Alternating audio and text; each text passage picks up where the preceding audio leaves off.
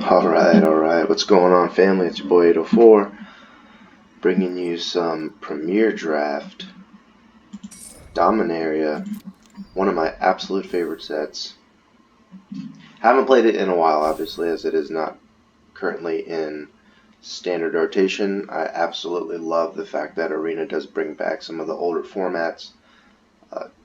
Of the ones that are currently in Historic, I do think that Dominaria is by far my favorite. It was honestly one of my favorites just since I started playing Magic and Shadows over Innistrad, but really only started getting into Limited probably in the past 2 years.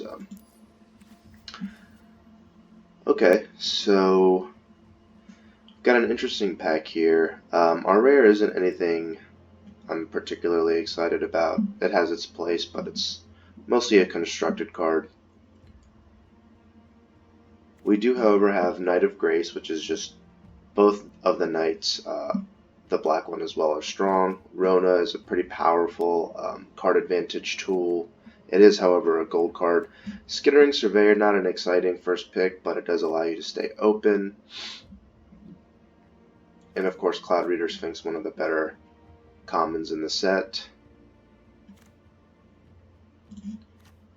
I think Skittering Surveyor is probably the safer first pick. Knight of Grace is also just a good card. But I think we'll go with the Rona. I think it has the most upside. Vicious Offering is pretty sweet.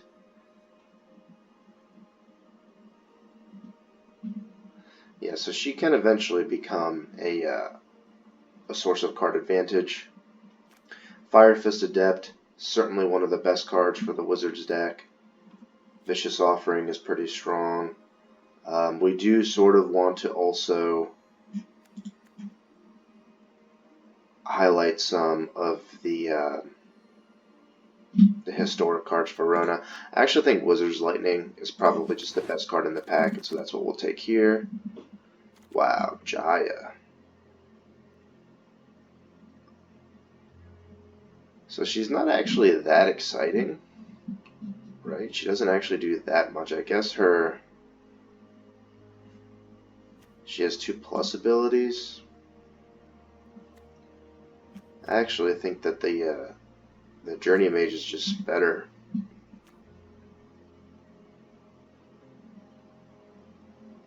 Let's give her a shot. I also have not played with Jaya in Limited, so one of those things where I feel like when you get a chance to play with the Mythics, you just should. Time of Ice, one of the absolute most busted sagas in the set.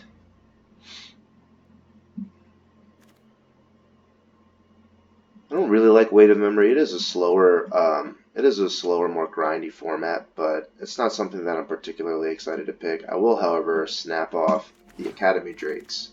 I think they're pretty great. Good in the early game, incredible in the late game. Not much to complain about there. Don't think we're really in the don't really think we are in the Explorer channel here, but I like Urza's Tome. It's going to be interesting because I don't know how many historic cards we're going to have access to, but we're not necessarily married to red.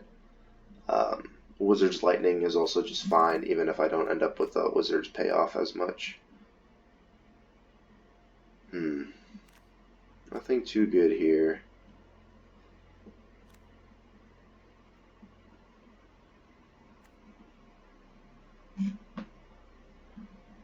Ancient Animus is pretty sweet, but I don't think we're there. We'll go with the War Caller. It's just a fine beater.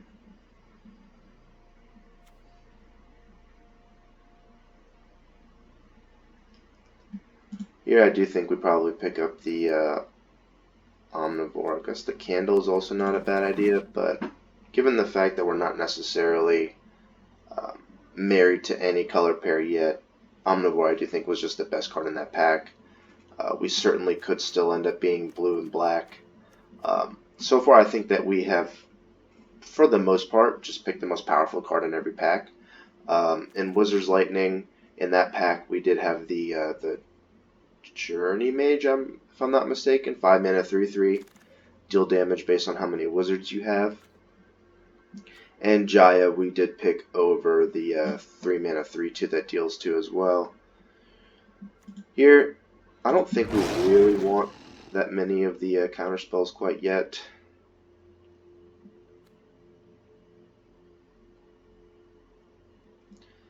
Don't know if we're really in the Slim Voda camp. I suppose we are playing blue if we're playing anything. Arcane Flight could also be interesting, but I think we'll just go with the Candle for right now. Artificer's Assistant is great if we end up going blue-black Historic.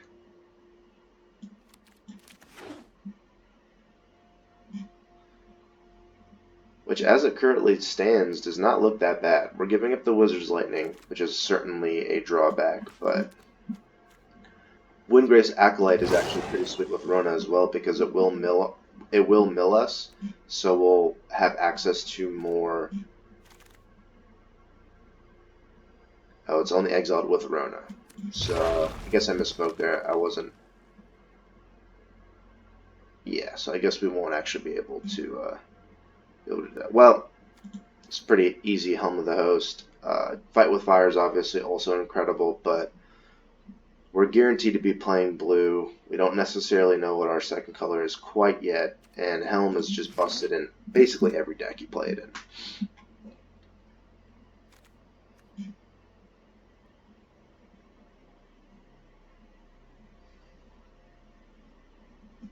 So Goblin Barrage is pretty insane.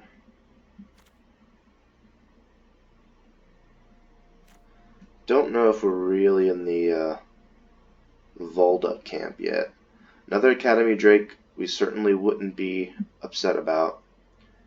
We are much more likely to play blue here. I suppose there's this off chance. Nah, we're playing blue. We don't necessarily know if we're playing red quite yet.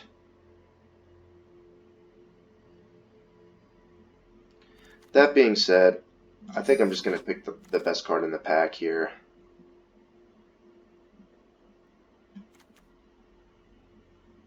Okay, so this might be a little bit difficult for us to crew, honestly, but it is also just going to be really strong, I think. Another Rona and Blink of an Eye, as well as a Deathbloom Thallid. Honestly, we really wouldn't mind all of these cards. I think we will go with Rona here. Blink of an Eye is also another, was probably my second pick. The Thallid is also obviously incredible, but so Skin Witch is pretty sweet if we are in blue-black. We're pretty far off the other cards. Yargle's obviously incredible. When I say obviously, I mean he's just the coolest. So, guess it's just Wizard's Retort here, which is fine. I mean, it's not great. We don't actually have very many wizards. I don't think we have a single one yet. But still playable. We actually got pretty hooked up here on the rares and mythics. I'm leaning much more towards blue-black here, and maybe there were a couple of picks, for example, the Goblin Barrage, where it would have been better to just hedge more towards blue, given the fact that we almost were guaranteed to be playing blue.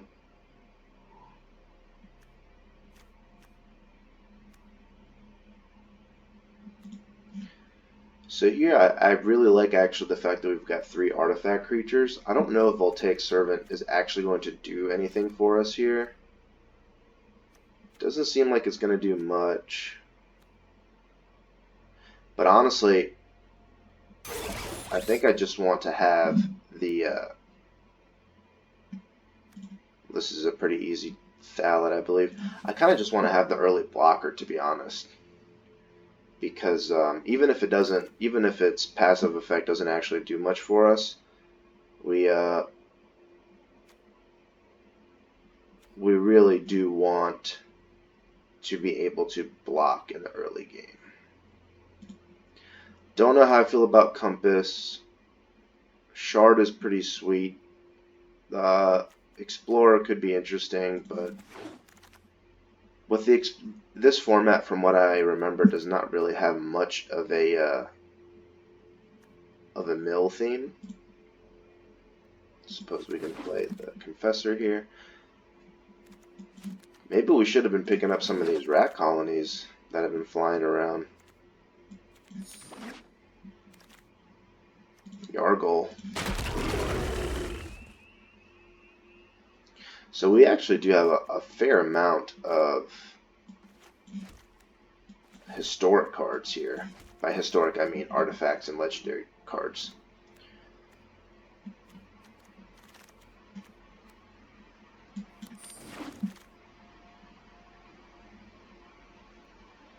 Alright, so we've got Syncopate. I actually really like the Sage here. We've got a lot of artifacts that we don't actually mind sacrificing. And I do think Sage is the pick. Syncopate is obviously another great card. We do already have one counterspell. Wow. We would take this whole pack, but obviously we're picking up Eldest Reborn. My opinion, it's just got to be the best uncommon in the set. So, okay. So this actually will have the same effect regardless of whether or not I control a wizard. So it's definitely got to be the Journey Mage here. We've got a pretty sweet blue-black control deck. Relic Runner is probably really good in this deck. I'm trying to see if we have instants and sorceries that we want to cast. It does make Wizard's Retort a little bit better. Maybe makes Academy Drake a little bit better. It's interesting.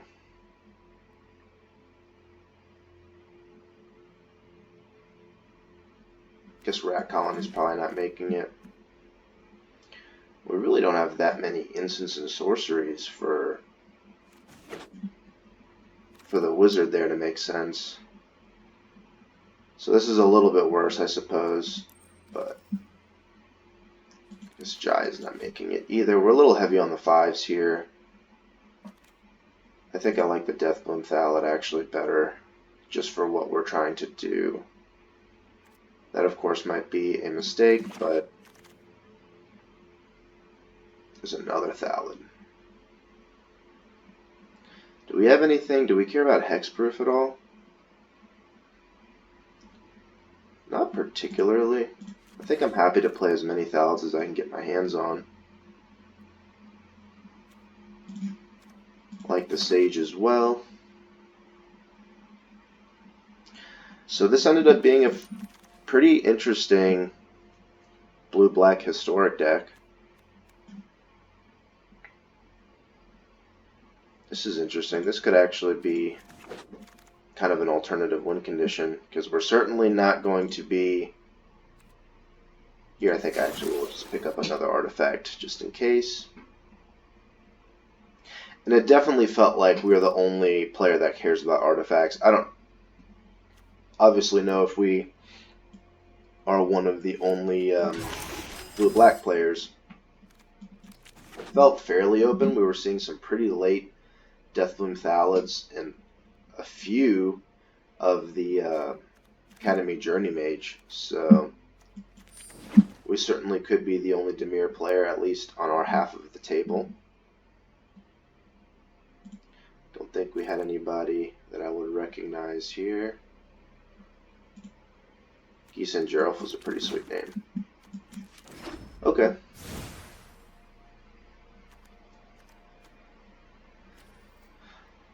I don't think I really saw too many wizard cards pass by here for us to have really feel like we missed out on blue-red. We did, however, see 2 of the signposts uncommon for dimir. Alright.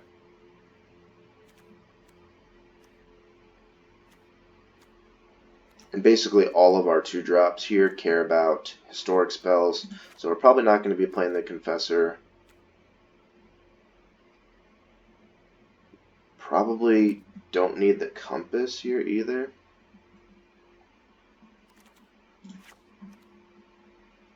So we're currently at 1, 2, 3, 4, 5, 6, 7, 8, 9, 10, 11 historic spells. That's pretty good. Do I care about Yargle that much? I definitely like the other historic spells more.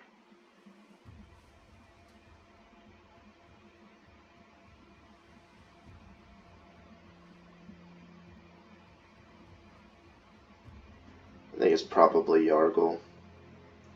I don't want to cut too many historic cards because Weatherlight becomes significantly worse, but I think of the 5-drops, Yargle is probably the cut there.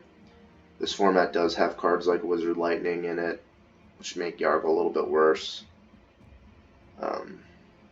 Don't really want to cut the Deathbloom Thalids. Kind of wish we had picked up that Vicious Offering. I forget what we picked over it. Oh, I think it was Wizard Lightning, actually. And I do think Blue-Red Wizards is a better archetype than the one that we've got, but I think ours was significantly more open. So we've got 2 cuts to make here. I don't think we want to be, even though it's best of 1 where we're more likely to hit our land drops, given the fact that they've got the opening hand algorithm, we really want to make sure that we hit our land drops all the way through basically turn 5. So don't think it's worth it to cut a land here. I think my cuts here are Sparring Construct.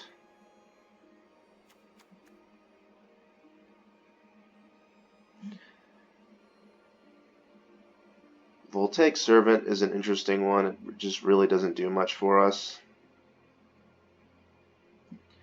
That is cutting our historic spells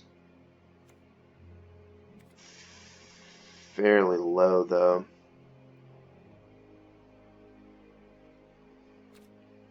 So this is 1, 2, 3, 4, 5, 6, 7, 8, 9. So we're down to 9 historic cards with 1 cut. It could be a Windgrace Acolyte. I do really like that card. It does also help us survive until we get into the late game. But I also don't really want to cut any more historic cards. So I think it's between one of the Deathbloom Thalids and one Windgrace Acolyte, potentially.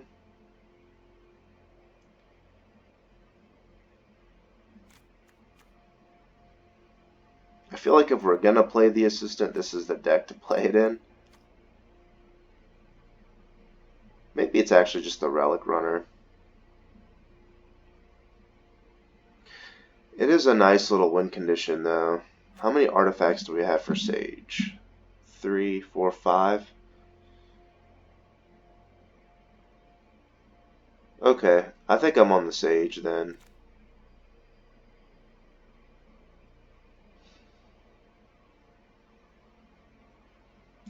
Sure. We're at 16 creatures. Plenty of board presence here. The reason why I don't really want to cut the Deathbloom Thalids either is because they do a really nice job of crewing Weatherlight.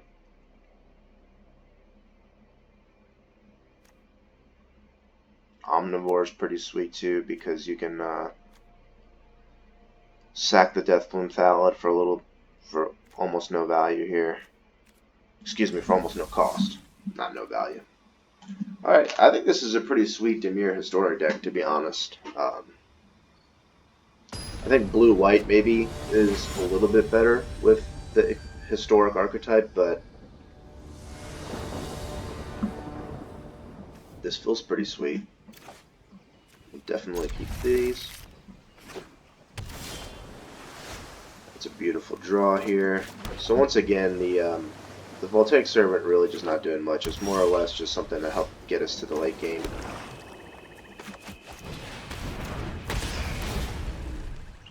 And You could make an argument there for actually holding onto the Voltaic Servant so that we can trigger our Historic Matters cards later. Okay. So I think we'll play the Thallid here first.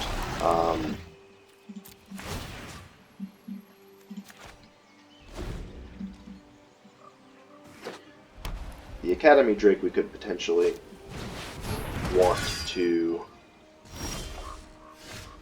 kick here later on.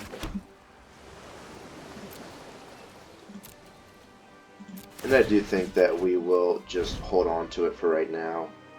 I think I like playing things like the Acolyte first. Eldest Reborn will be one of the later cards that we play.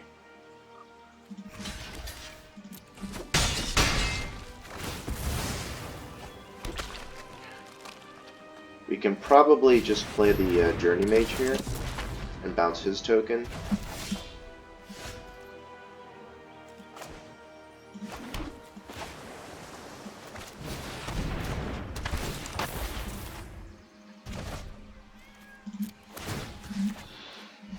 So it looks like both us and the opponent here are playing some pretty grindy decks.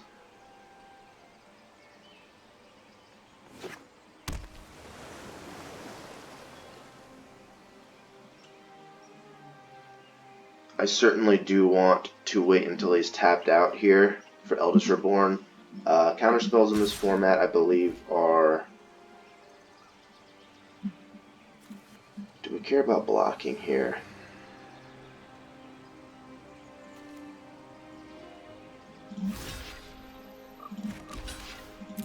I think we're okay with that trade.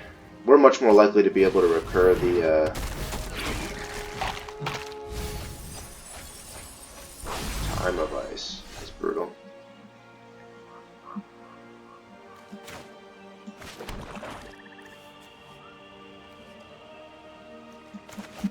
So we are at the very least now in a position to be able to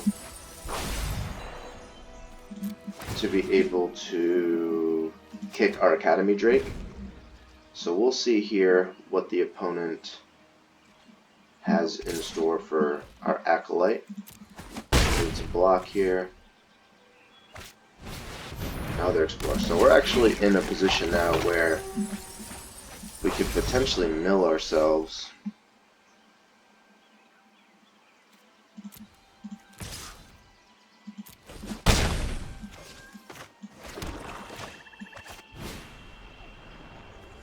And let's kick the Academy Drake here. So we're down to 15 cards in our library. Let's take a look to see if there's anything in here that we could potentially reanimate with our Eldest Reborn. At this point, it kind of looks like it's the Windgrace Acolyte.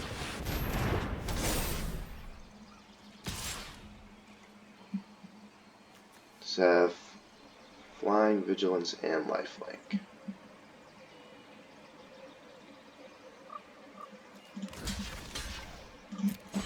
Gonna have to hope the opponent doesn't have a combat trick there. Alright, well, this is pretty sweet. We'll actually allow us to force our opponent to pitch his last two cards. That was pretty sweet.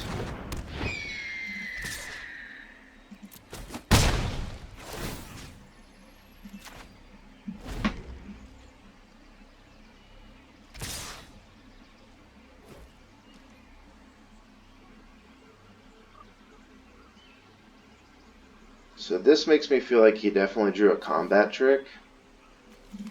Oh, I suppose they can't be blocked. Interesting.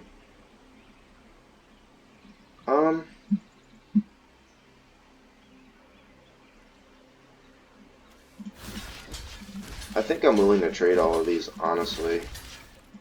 If he wants to get rid of the assistant, he's more than welcome to. He only gets to pick one creature here, assuming he didn't just draw a combat trick. Yeah, I think we're good with that. Alright, so we'll see if that last card is a counter spell. If it is, this is obviously very unfortunate, but he would have had to just top deck that card. Beautiful. And we are in a very commanding position now. I suppose since we can't block that card, we just get in with everything anyways. Alright, that's certainly annoying, but certainly one of the better draws he could have had. It doesn't look like we'll be able to get him to pitch anything here, but I still think that we're in a pretty decent position. Okay. That's interesting.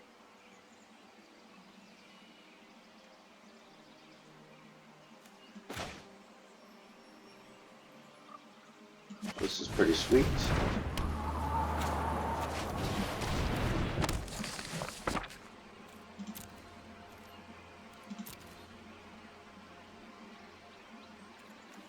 So let's see what we've got in our graveyard here to reanimate.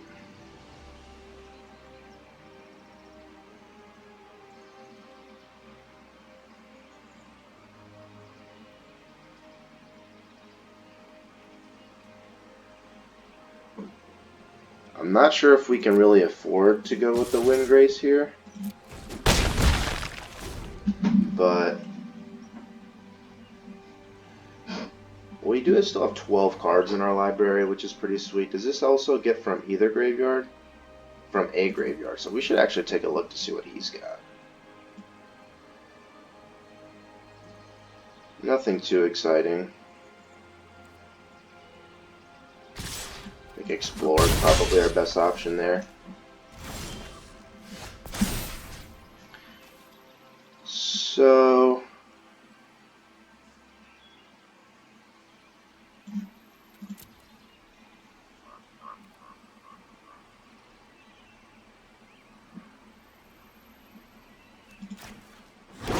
this is certainly a risky line. Milling ourselves is obviously not ideal here.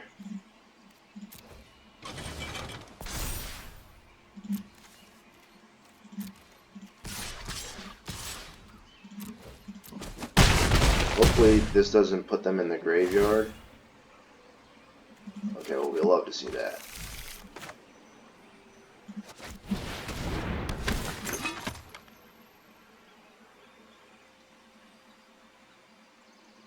Don't know if we've actually played a...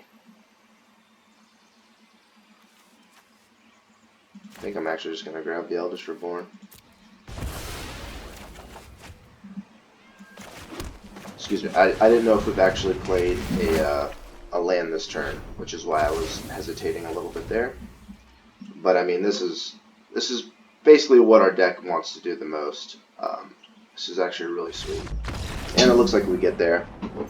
So that was a pretty awesome way to kind of display just what the historic archetype is capable of. It actually looked like we were in a match against Azorius Historic, which, you know, Wrath Capation is, I think that's his name, the signpost uncommon for Azorius. He's really strong. A flash 3/3.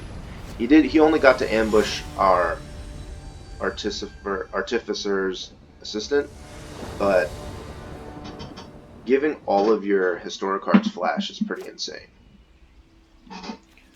Alright, another great hand. Just keeps getting better here. So I think what we'll actually do is we'll wait to play Rona for a little bit. My reasoning for that is so that I can potentially recur Time of Ice. So we'll lead with the Thallid, and ideally we'll move straight into Weatherlight. And okay.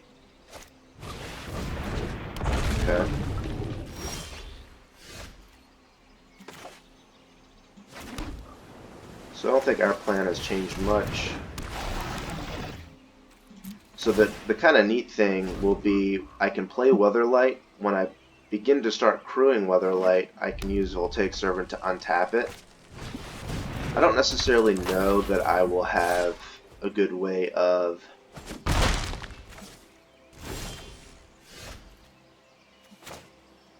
I'll actually have a good way of dealing with, crewing it twice to kind of leverage the ability. Does he have Syncopate here? That would be absolutely brutal. Okay. So not great, but also not the end of the world here. We'll take Servant once again. Pretty good blocker here. Academy Drake is going to do its thing, but I don't think we mind as much. So one thing I do need to keep in mind here is our opponent could very easily have access to some counter magic. So tapping out every turn here does open us wide open. Does leave us wide open to getting blown up by something like a Syncopate. Interesting. So this leads me to believe that he probably has something like Wizard's Lightning, but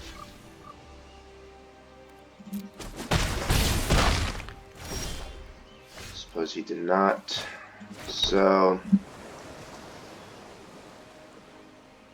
once again here, good chance that we are opened up to Syncopate for 1.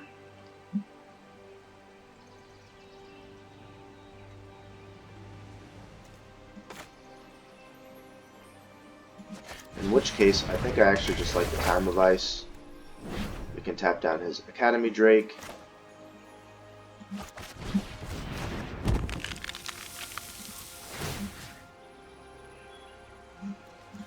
So the kind of weak thing here about tapping down the Academy Drake is we're now in a game where he can just kick it when he summons it again.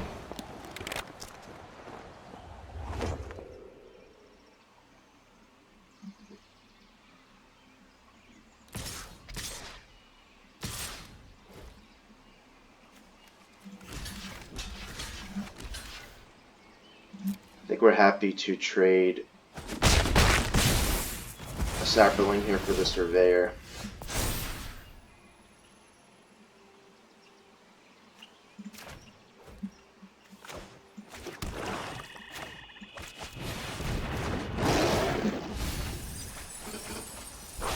Alright, Helm of the Host is going to be pretty sweet.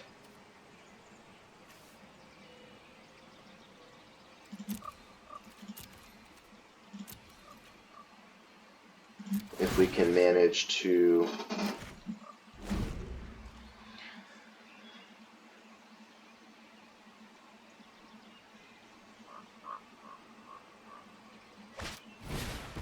Alright, so he's going to start drawing a bunch of cards here, which is certainly unfortunate.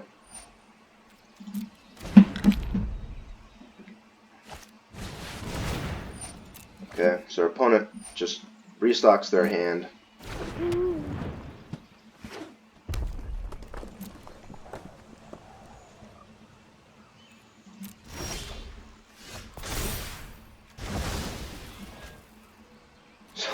I'm not actually sure if we'll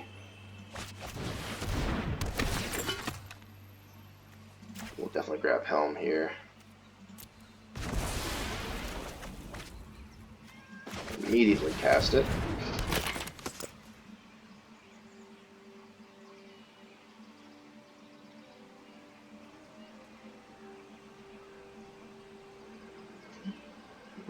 So now I can actually crew the Weatherlight with Rona and Voltaic Servant.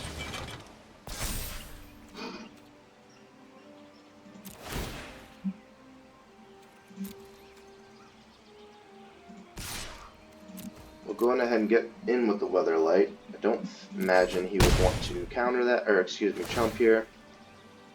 Oh my. Well, we'll grab the old Eldest Reborn here and untap the Weatherlight. So we're doing it here. This is a pretty fun game.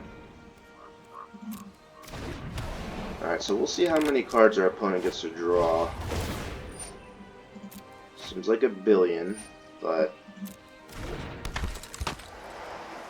not the end of the world. Now my concern here is that so this can't be blocked. Okay. Sure.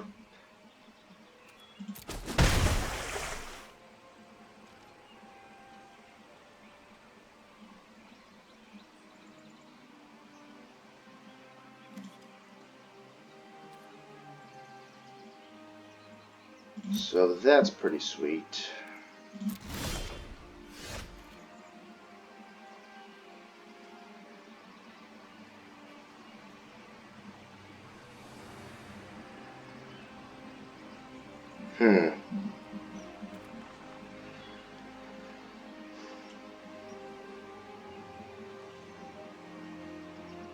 So this kind of leads me to believe he probably just has some removal.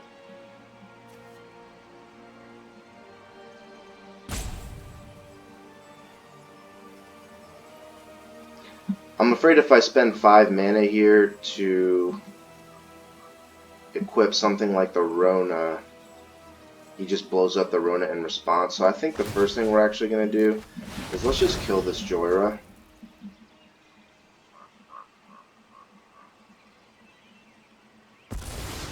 Sure.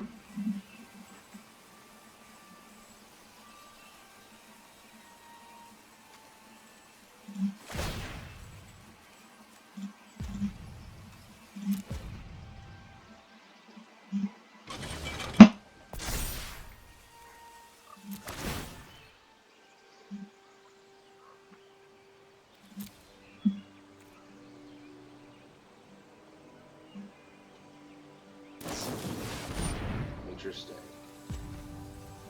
Okay. So if I were him, I actually probably would have just tapped down the Windgrace there.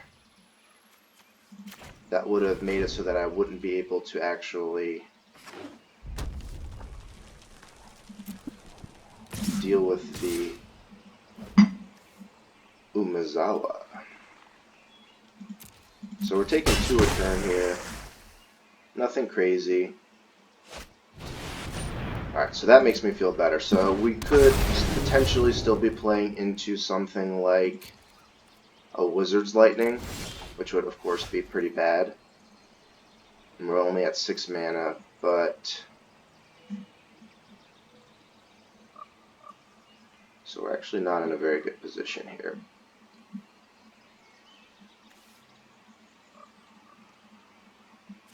Alright, I think we just gotta go for it at this point. Alright, so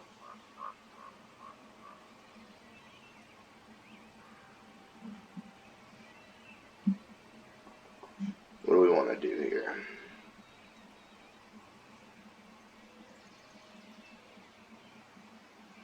We will be gaining 3 life a turn, which helps. I do think that we want to continue to attack.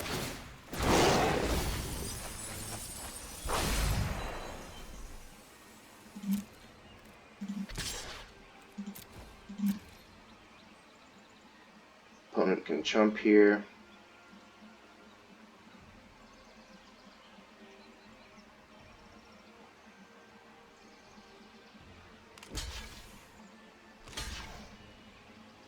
Okay. Well, we'll certainly get rid of the Academy Drake. And I'm pretty sure we don't mind that trade at all,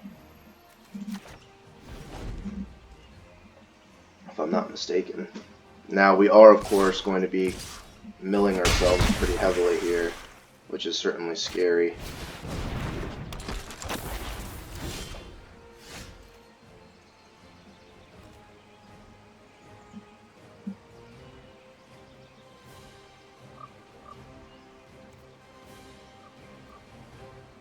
Don't think there's any reason to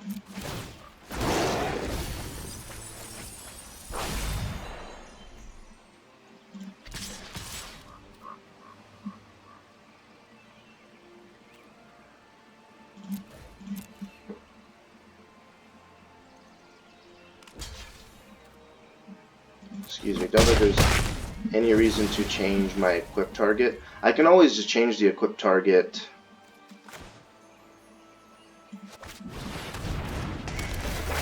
at some point later on if I'm really scared about milling myself. And here we'll just play the Sage as well.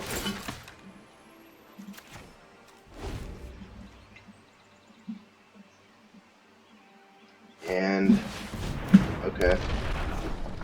Looks like we've kind of gotten there a little bit.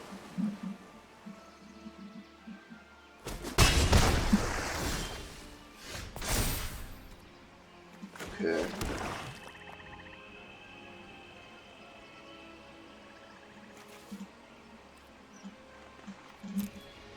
So given the fact that our opponent is now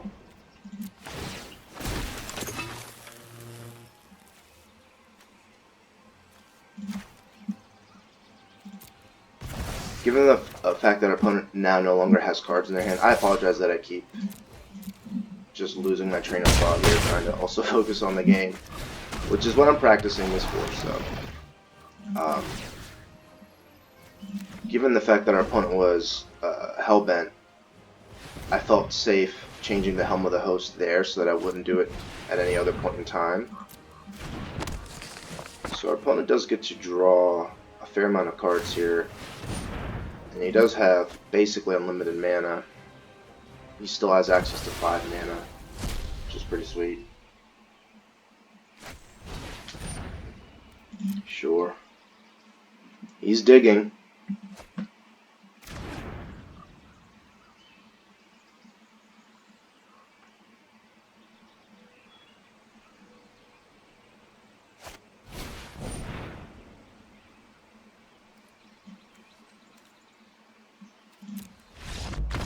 Alright, so we got there. That was a very, very grindy game. I had a lot of fun there. Opponent had the blue-red version of the historic deck with Joyra, which was pretty sweet. Speak of the devil. And he did get to draw 3 to 4 cards, but Helm of the Host is absolutely busted, first of all. Probably one of the, if not the most broken rare in this set. It might honestly be pack one, pick one of the best cards in the set. We also got to slam Eldest Reborn, one of the best uncommons, probably easily the best black uncommon. And yeah, getting multiple Ronas, kind of recurring those incredible sagas is pretty sweet. I don't think I can keep this hand, unfortunately. This is a much better hand. Wow. What do you even ship? I think it's probably Eldest Reborn. Well, I mean, the power level of that hand was just absolutely bonkers. So opponent looks like they do have opt here. Sure. That is one of the things about Arena I don't particularly like. There might be better ways to go about it, but definitely start with a Thallid here. And ideally our opponent will tap out this turn so that I can slam this Helm of the Host. Sure. Certainly don't mind that. So here's my question. If I slam the Helm of the Host onto the Thallid, am I going to make copies of the Thallid? We're about to find out. Or am I going to make copies of a 0/4? Okay, so I do get a 3/2, which is pretty cool. And it has haste. This card is absolutely insane. Okay. More than happy to trade there. So opponent needs to have an answer almost immediately. Helm of the Host on curve on a 3-drop is one of the most insane. Okay. Well, we actually, I think, just don't even mind that at this point.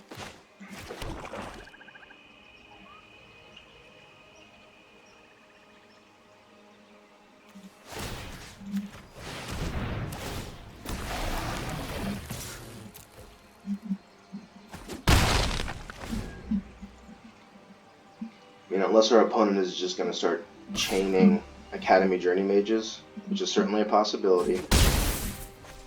I think we're in a pretty good spot here.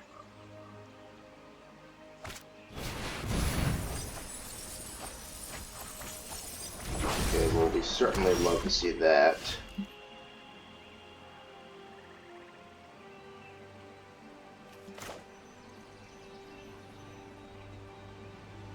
Sure.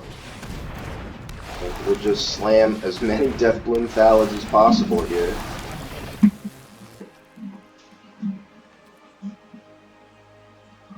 If you'll give me just a second.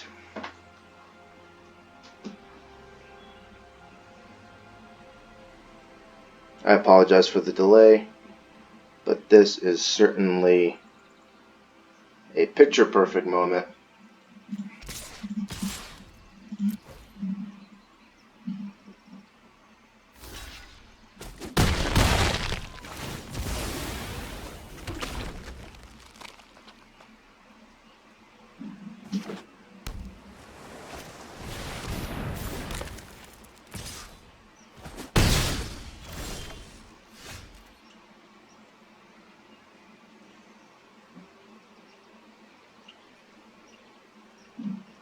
Sorry about that.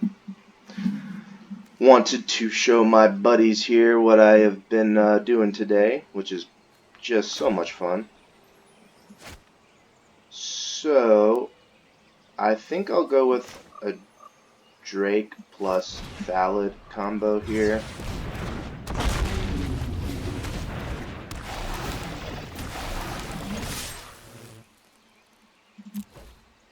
And I think that's just the game.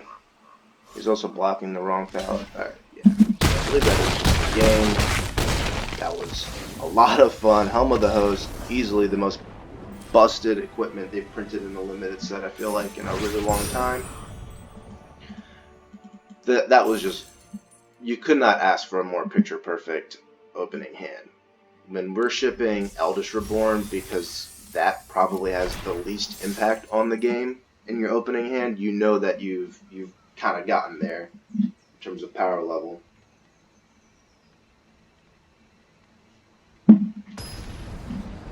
So definitely a very, very cool deck. I'm enjoying this one a lot.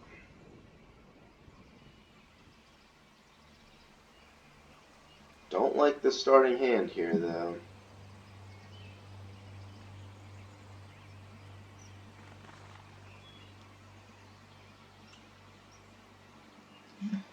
I mean, if we draw lands, we might be okay, but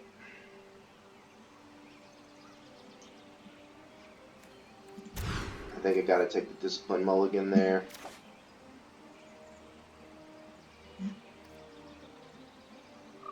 Like this. We're gonna try the old Historic Matters stuff. Some of the weaker payoffs here, but still pretty cool.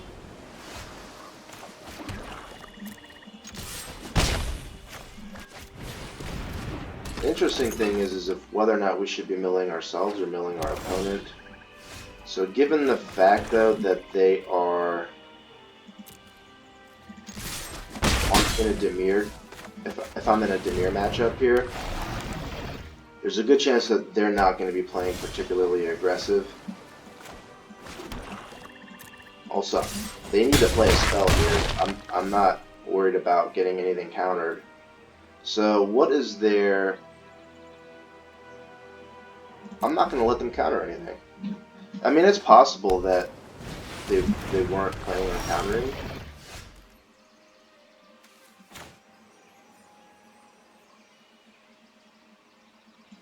I think I like the time advice, honestly.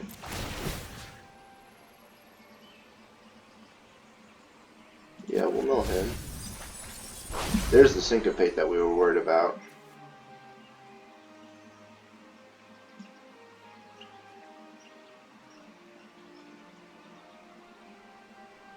I think we're actually just looking for more action.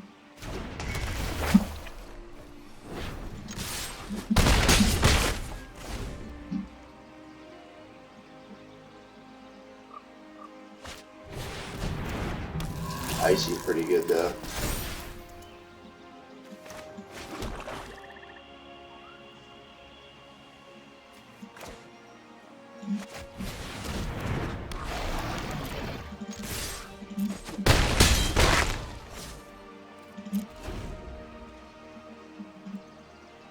So I believe that should just be the game.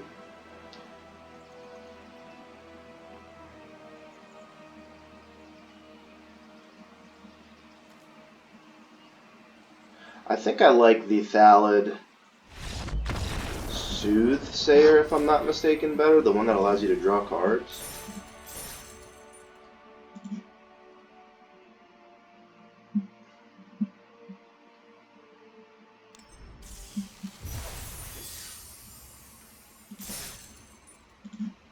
Alright, so we're off to a pretty good start here.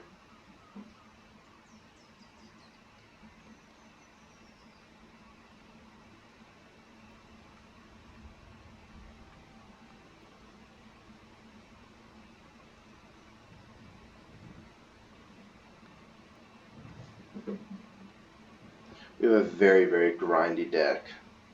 The later the game goes, if we don't mill ourselves out, I suppose, the more likely it is that our value is just going to be of much higher quality. The fact that we've got cards like Weatherlight and Helm of the Host, Eldest Reborn, Time of Ice. I mean, the only thing I would say that maybe we're missing here is Icy Manipulator, and honestly, I'm not feeling the pain of missing it.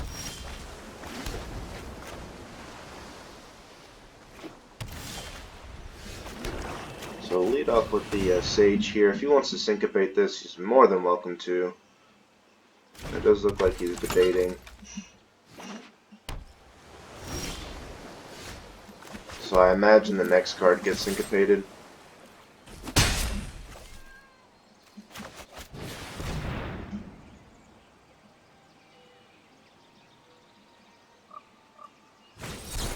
Sure.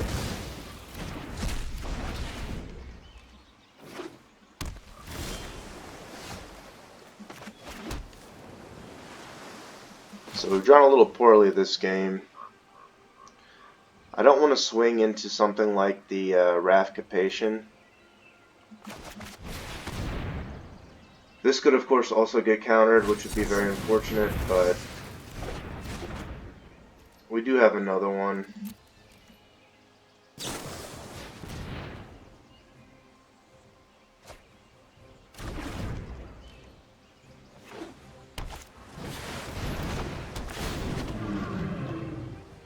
So maybe it was correct to just actually hold on to the Rona there. We weren't actually playing it for much value at all.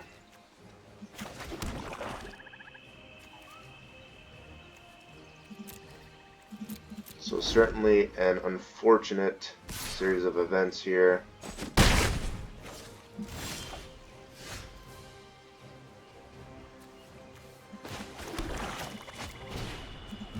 We're going to go with this first because we want to bait out. Well, I wouldn't even call it a bait necessarily, but if something's going to get countered, it should probably be this.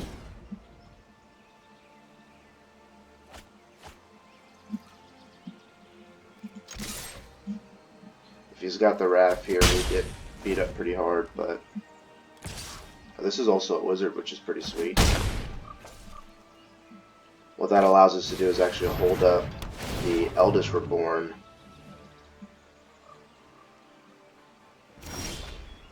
Which helps out a lot.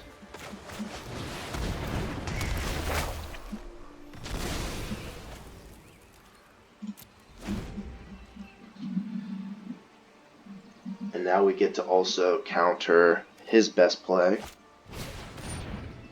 Short sword we don't mind.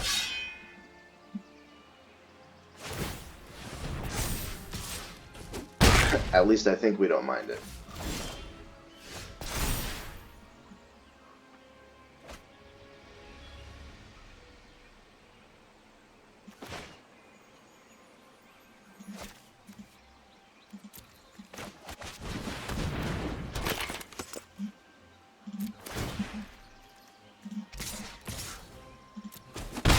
So obviously this is a race that we just lose. but this next turn we will have, at the very least, access to a better blocker. Journey Mage is pretty sweet. Definitely grab his Cloud Reader Sphinx.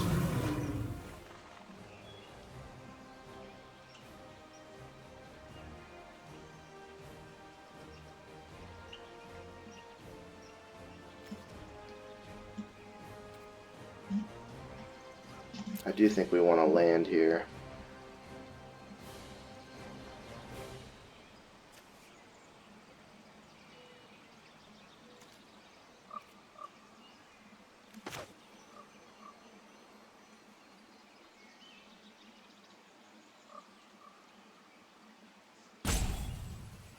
Yeah.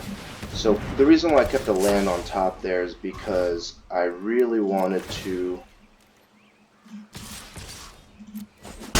be able to hold up Wizard's Retort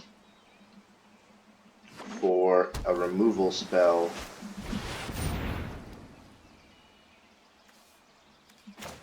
So this I'm happy to just counter now. And that should just be the game.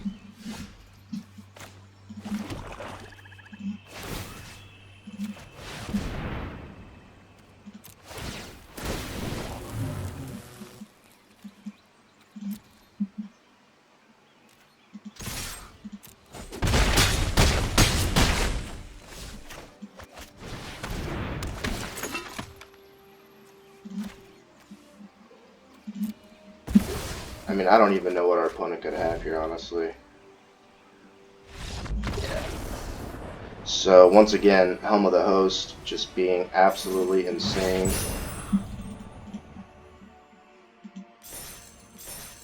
And this deck, honestly, has just been mowing people down in this awesome dimir archetype.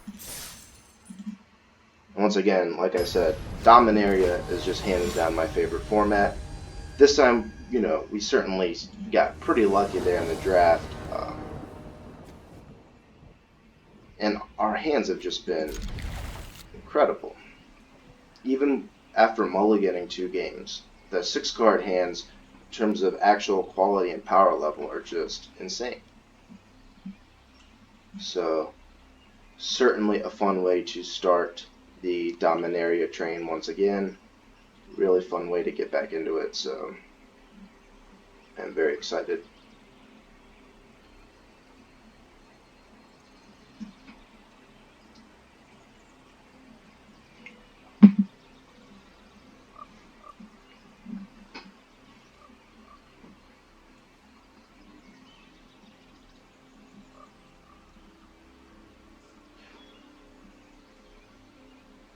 If I'm not mistaken, our opponent took a mulligan. I'm not actually 100% sure. Yep.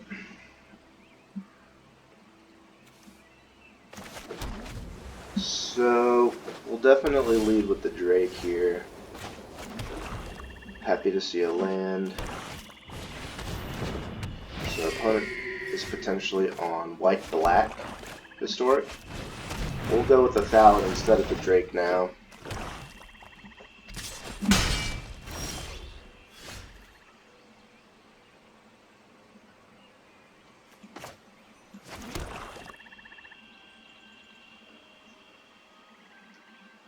I don't think our opponent, I guess they could be holding a Vicious Offering.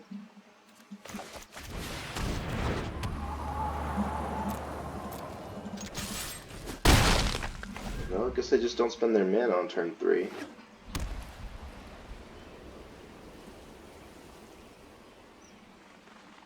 And we certainly need to hit another blue source here shortly.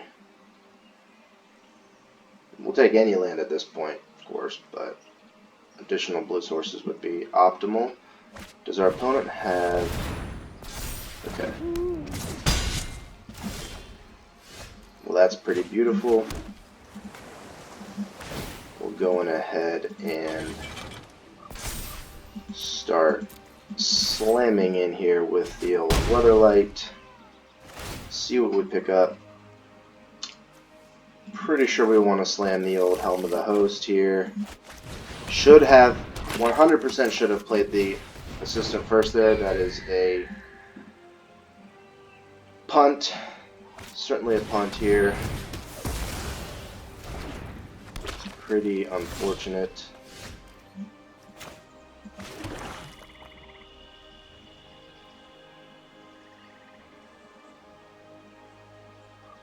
It's very unfortunate, actually.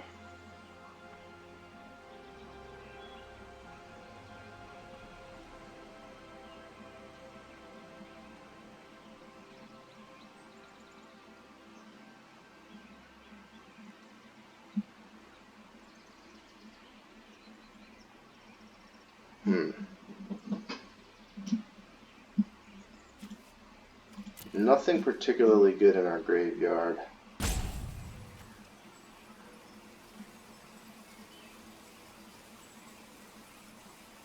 And we can't actually kick the Academy Drake yet. So this is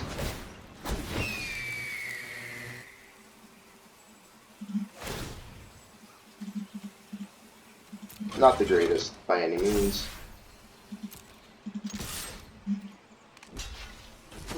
But that was interesting. Oh, I guess he has first strike, sorry. Obviously we don't really care about getting an extra assistant every turn, but because we couldn't double spell effectively or get value from the Rona or kick the Academy Drake, I felt it would be better to just equip, because it allowed us to get in with the Weatherlight, and in the event that they have an answer for this Helm of the Host, assuming it doesn't get exiled, if they just have like a destroy target artifact, we could potentially buy it back with the Rona. Okay.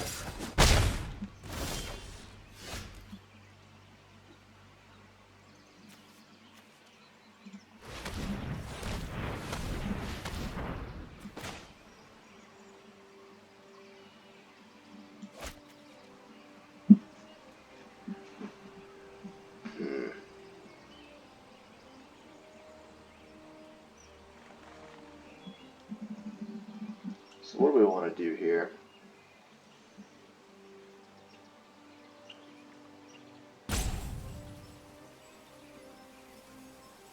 So I suppose the first thing we should just do is go on ahead and get in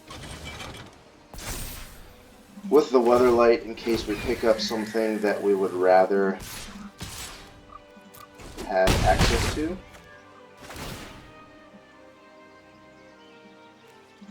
Such as the Servant.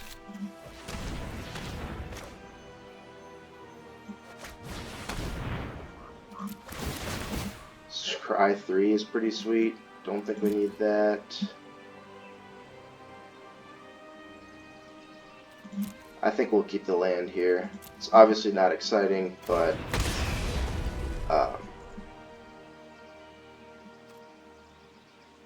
it's pretty good, I think.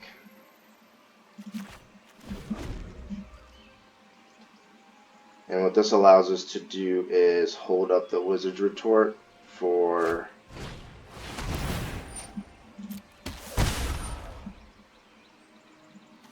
I think this is good enough to counter. We can't hold up Wizard's Retort forever, and it's getting to the point now where our opponent honestly doesn't have a whole lot of ways to deal with what we're doing.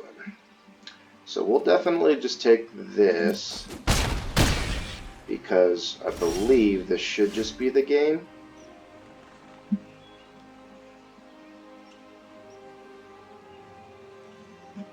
Yeah.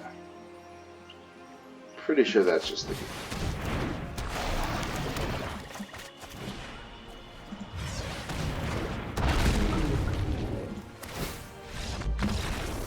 Alright.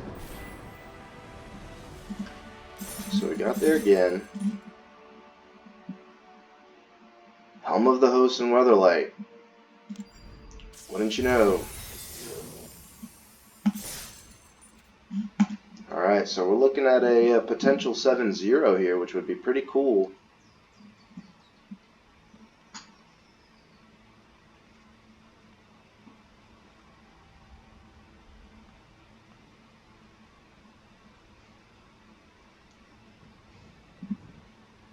I haven't, unfortunately, been recording kind of the mistakes that I've been making throughout this draft. Obviously, the games have gone really well, so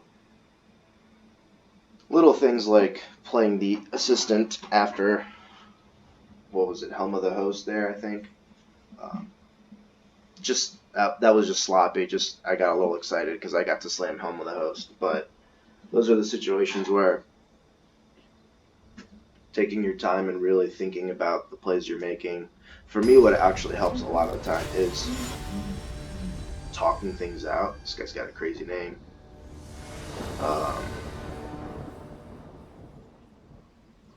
Okay, we can keep this. Hopefully our opponent isn't on like a Boros aggro deck. Well, there's the plains. So he is on Orzhov. I think we'll just conceal the fact here that we are playing black as well. This is Courser, sure.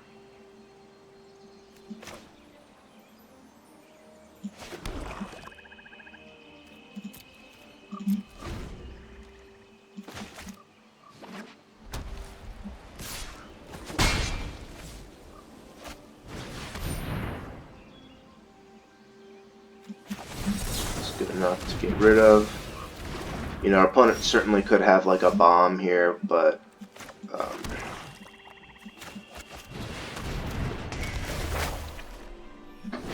I am happy to just get my time of ice down. It'll allow me to also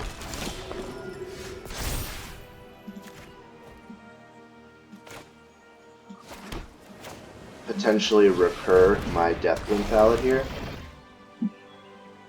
Excuse me, recur my time of ice. So we'll see what our opponent opts to play out now.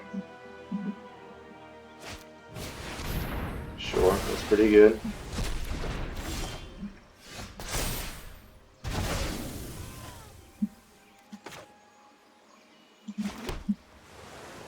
I don't think it's worth it to double spell yet.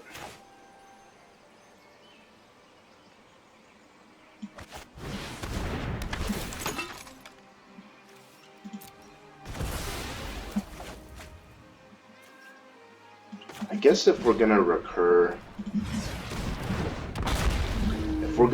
the time of ice, then we kind of want to put some pressure on our opponent.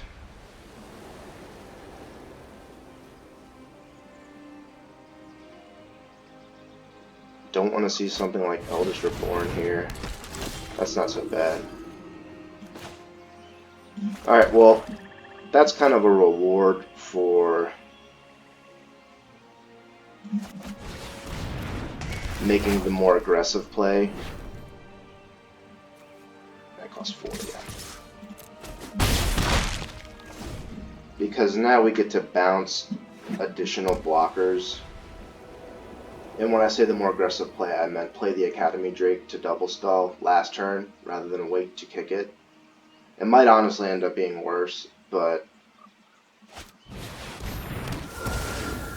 wow, that's pretty savage.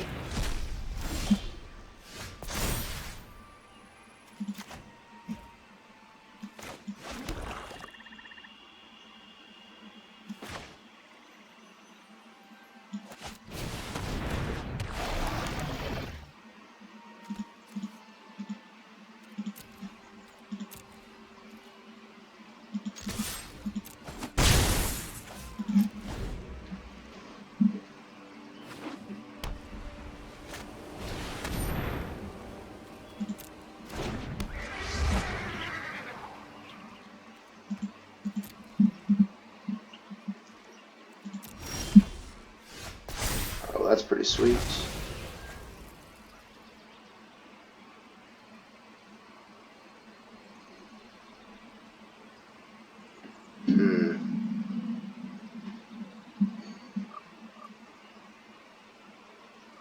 I think I like the Weatherlight more.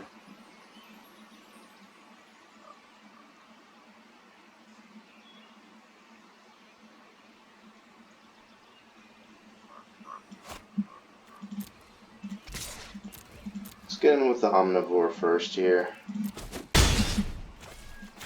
Yeah, I think we can just slam this.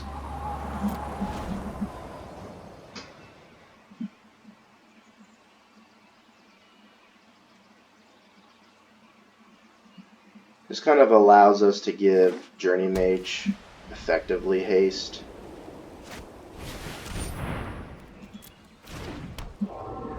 So he can double spell that plus Whisper this turn.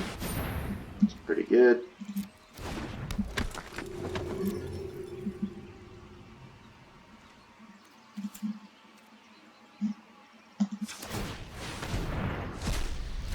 Okay.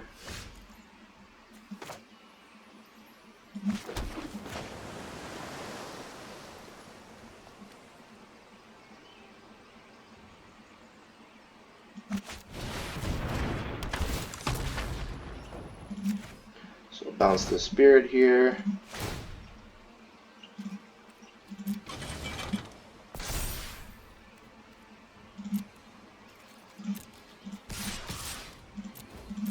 And if our opponent wants to trade both of his creatures here for the Omnivore, you're more than welcome to. So we're in a pretty good position here. Weatherlight dodges Sorcerer Speed removal, which is always great. Opponent wants to get aggressive. This does not have lifelink, so we certainly don't mind that.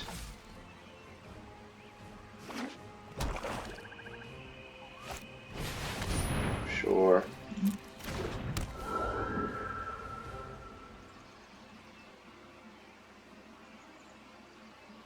I mean, I don't even think something like Eldest Reborn does it at this point.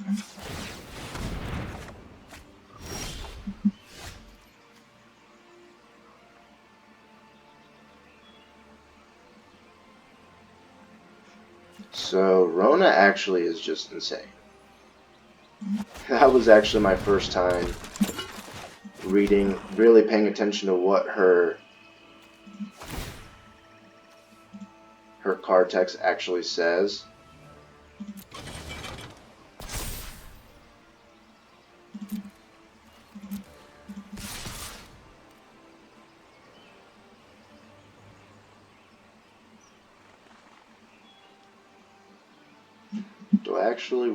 Am I willing to give up the Omnivore for a historic card in his hand?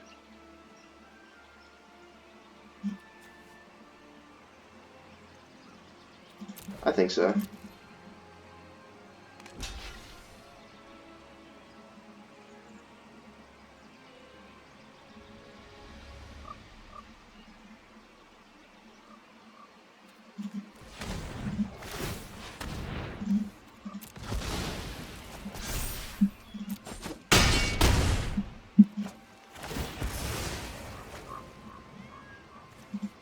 Wow.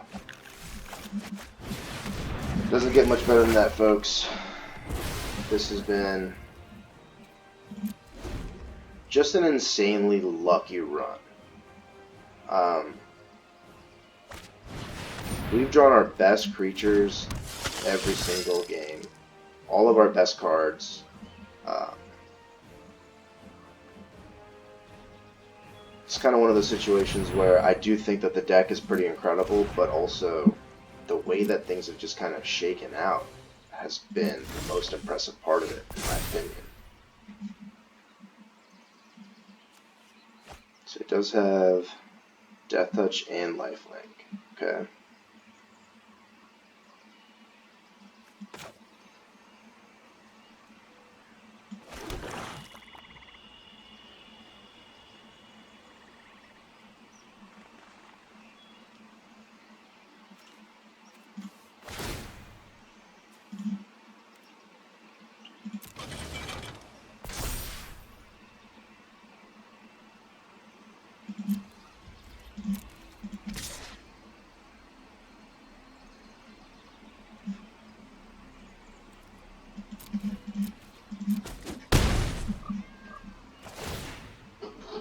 Huh. Okay, well, like I said, it's pretty insane here, just how lucky I've gotten. on this deck. With this deck, excuse me.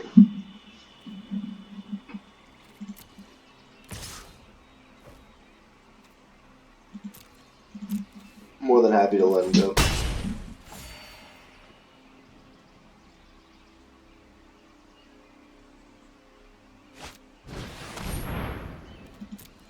Opponent has a pretty grindy Orzhov kind of recursion theme, but there's just, unfortunately, there's just no way that there are very few limited decks, I think, that could keep up with just how powerful our I guess he doesn't have. Okay, I guess he doesn't have any creatures in his graveyard, sure.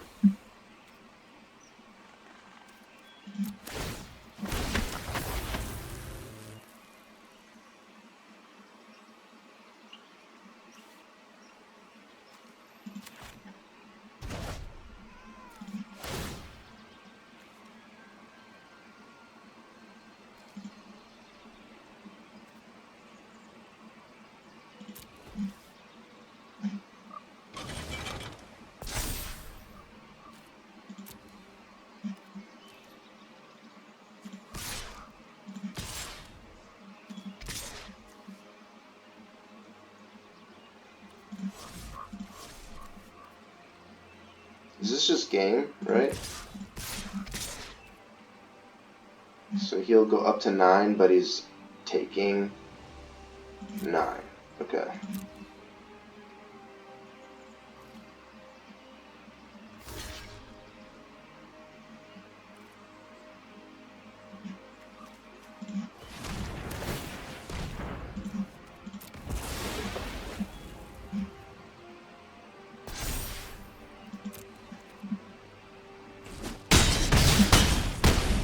Good game. Pretty insane, like I said, pretty insane series of events. But yeah, that was just a lot of fun. We got really lucky. You know, I think if I just played even somewhat, I think even if I just played somewhat reasonably, we were going to, with the way that the cards were breaking out for us, we were going to trophy that deck. The 7-0 was pretty insane. Kind of shows you just how lucky we did get, given the fact that we didn't get mana screwed or flooded any one of those games. Sometimes Magic really does just want you to have the most fun. And if it is a zero-sum game, we had all the good times that time. So thank you guys for watching. I hope you guys enjoyed. And I will definitely be recording more Dominaria videos, so stay tuned. Thanks so much. Talk to you guys soon.